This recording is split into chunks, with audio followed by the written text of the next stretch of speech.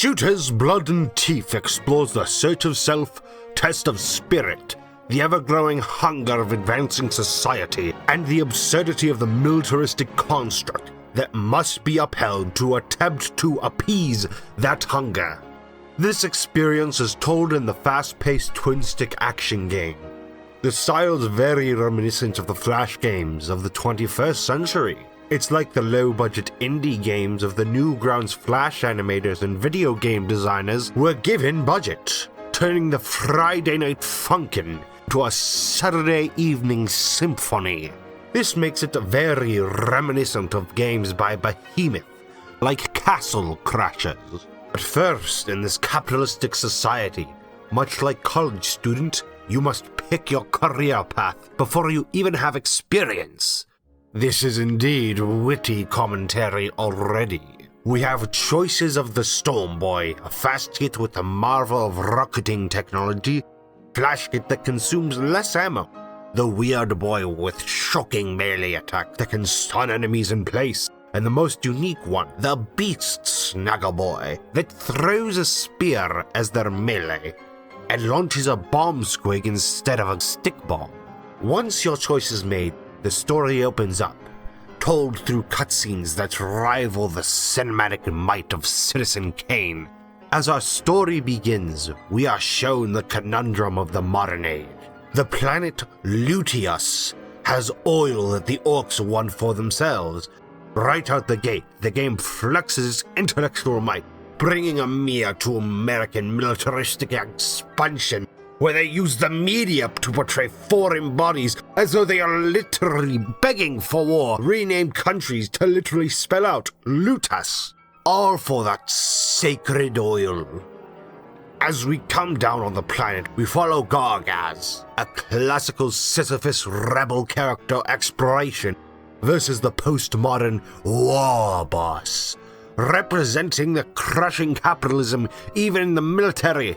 As he comes up to you, he notices your dream and happiness, your snazziest hair squig. So the war boss says,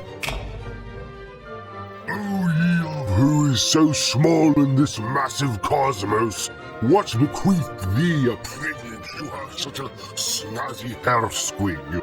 What a grace this cold cosmos has given to me, however, as it cares not for fairness for the question of who possesses the hair squig, but of simple might. May Nurgle cast his pots upon ye." You are then sent down from the heavens to fall in this scrap pile and set out on a journey to reclaim your dream. We are sent through this land with our first shooter, going through the action and disorder life has brought us, but we find enjoyment in it. The chaos of the game brings so much action-packed fun. The game can easily go really fast.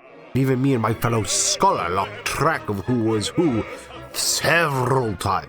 But it mattered not. The screen is filled with enemies. You are shooting something.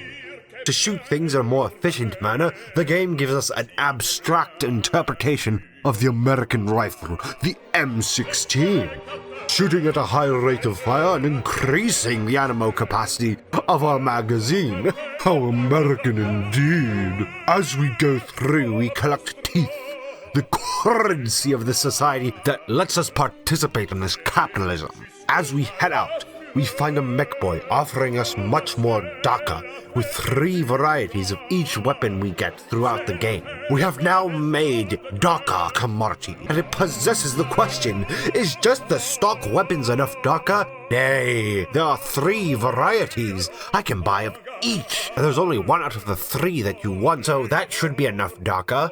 So you go through these wastes with great cartoony backgrounds and sprites. I mean, seriously, I have to say it again. This reminds me so much of the good old days of Flash games. Like, I know the meme is Cool Math Games, but that avenue of Flash games is for the birds, the distinguished gentlemen and proper ladies, and legends alike, played on Nitrom and Miniclip.com. Thusly to say, if you like ye old Flash style, or are just nostalgic, this will be like a big cold lolly on a hot August day in 25 Celsius. After we made quests through all these crazy lands and collected our capitalistic currency, we now have bought one weapon of each, so we must ask the question again. Before I said this would be enough DACA. Now that I have it, is it enough? Nay, it's not enough. More DACA is required. We will get more Teef and come back and, the shop's not working. This will be a problem, as Tyranids have infested the code of the game itself, and we went through the floor of the level and even ended up crashing. The shop bug was really annoying though, as we couldn't spend Teef, meaning we were deprived of DACA. Thanks to the break of this capitalist machine, I began to wonder, when would I have enough DACA? Is there such a thing as enough DACA? I mean, the shop would eventually run out of DACA itself, so what happens when I reach my limit? So I stepped back and thought about what this was all about. Being a planet of war because of oil, it's not hard to see this is Afghanistan. It was like War and Peace. The Imperium of Man is very obviously George Bush, not the US military, but are all clones.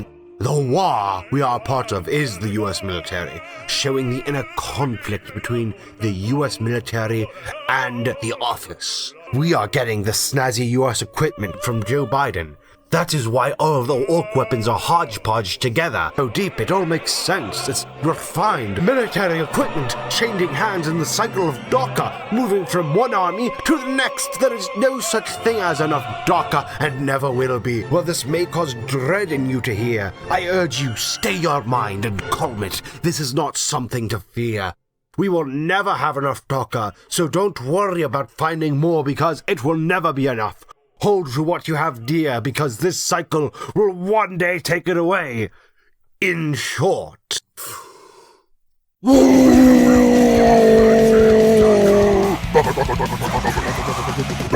game is short, just about 3 hours to play with the lads on a good afternoon. It's Shooty is all here, who's got shooters, run Teef. If you want the crumpiest, the stumpiest, the giddiest game around, you want Shooters, blood and Teef. 7 out of 10, you gits.